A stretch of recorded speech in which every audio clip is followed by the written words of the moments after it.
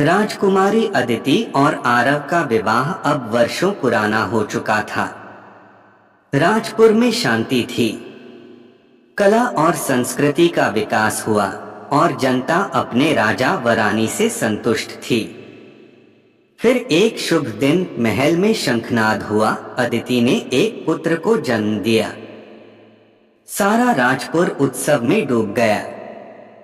पुत्र का नाम रखा गया आर्यवीर। उसके नाम में दोनों कुलों की गरिमा थी, आरव की सादगी और वीरेंद्र सिंह की शौर्य परंपरा। राजा वीरेंद्र अब वृद्ध हो चुके थे। उन्होंने घोषणा की कि उत्तराधिकारी की शिक्षा अब से प्रारंभ होगी।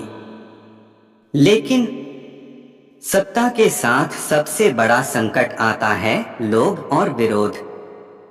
कुछ सामंत और पूर्व दरबारी अब भी इस बात से नाराज थे कि सिंहासन किसी चित्रकार की संतान को मिलेगा।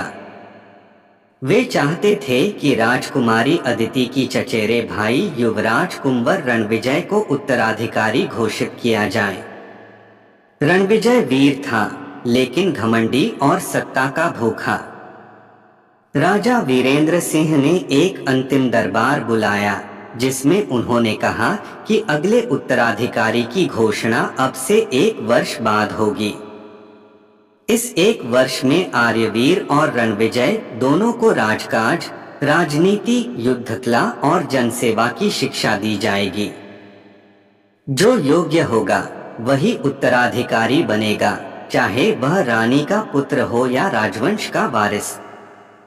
आर्यवीर अपने पिता आरव की तरह शांत था। वह युद्धकला में औसत था, लेकिन बुद्धिमानी और न्यायप्रियता में सबका ध्यान खींचता। रणविजय तेज और ताकतवर था, पर अहंकार उसकी सबसे बड़ी कमजोरी थी। एक घटना। एक दिन जंगल में एक घायल किसान को देखकर आर्यवीर ने उसे अपने रथ में बैठाकर महल तक पहुंचाया। वहीं रणविजय ने कहा, राजकुमारों को भिखारियों का बोझ नहीं उठाना चाहिए। इस घटना ने राजा वीरेंद्र को बहुत कुछ सोचने पर मजबूर किया। 1 वर्ष बाद दरबार फिर सजा। अब वह दिन था जब राजपुर को उसका भविष्य का राजा मिलने वाला था। राजा वीरेंद्र सिंह ने घोषणा की, सिंहासन खून से नहीं, कर्म से मिलता है, और इस कसौटी पर खरा उतरा है आर्यवीर। घोषणा सुनते ही रणविजय आग बबूला हो गया।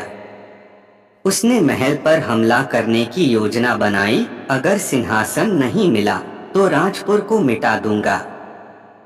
अब जब आर्यवीर उत्तराधिकारी बना है, क्या वह अपने चाचा रणविजय से रियासत की रक्षा कर पाएगा? क्या आरव और अदिति एक बार फिर अपने प्रेम की ताकत से रियासत को बचा पाएंगे? रणविजय को जब यह ज्ञात हुआ कि सिंहासन उसे नहीं मिला, तो उसका अहंकार उसे निगल गया। उसने रातों रात अपने वफादार सैनिकों और बाहरी भाड़े के योद्धाओं की एक सेना खड़ी कर ली। उसका उद्देश्य स्पष्ट था, अगर राजपुर मेरा नहीं हो सकता तो उसे किसी का नहीं रहने दूंगा। राजा वीरेंद्र सिंह अब वृद्ध हो चुके थे। राजकुमारी अदिति और आरव को पता चल गया था कि रणविजय हमला करने वाला है। राज्य को बचाने के लिए उन्होंने आर्यवीर को अब पहली बार एक युवा सेनापति के रूप में युद्धभूमि में भेजने का निर्णय लिया। युद्ध के पूर्व रात को आरव ने आर्यवीर से कहा, तुम राजकुमार हो, लेकिन पहले एक इंसान हो। युद्ध जीतना आसान है, लेकिन अपने भीतर का संतुलन बचाना कठिन।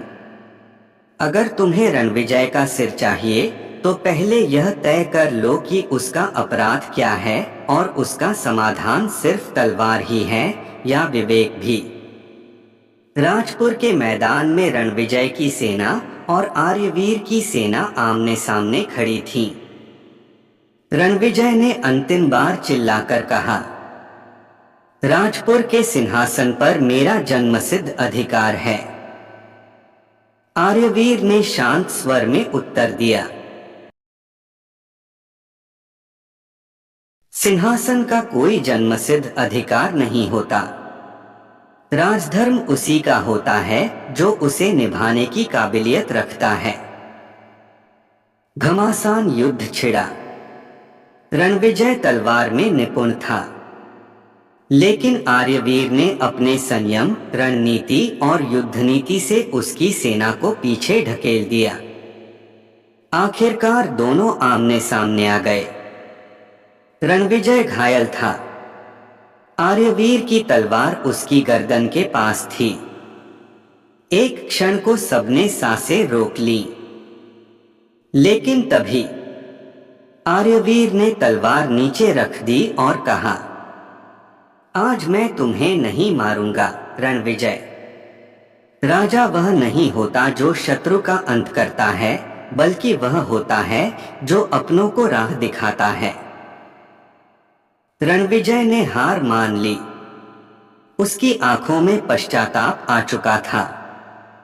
राजा वीरेंद्र सिंह ने निर्णय दिया, रणविजय को जीवनदान मिलेगा, लेकिन वह अब उत्तर दिशा के सीमांत गांवों में जनसेवा करेगा। वहीं से उसे सीखनी होगी सच्ची सत्ता। कुछ महीनों बाद राजा वीरेंद्र सिंह ने अपना राज मुकुट आर्यवीर के मस्तक पर रखा। राजपुर को अब उसका नया राजा मिल चुका था, जिसने प्रेम से जन्म पाया, न्याय से नेतृत्व सीखा और क्षमा से इतिहास रचा। उनकी प्रेम कहानी अब सिर्फ कहानी नहीं, राजपुर का गौरवशाली इतिहास बन चुकी थी, जो हर पीढ़ी को सिखाएगी कि सच्चा प्रेम सिर्फ पाने की नहीं, राजधर्म निभाने की भी ताकत देता है।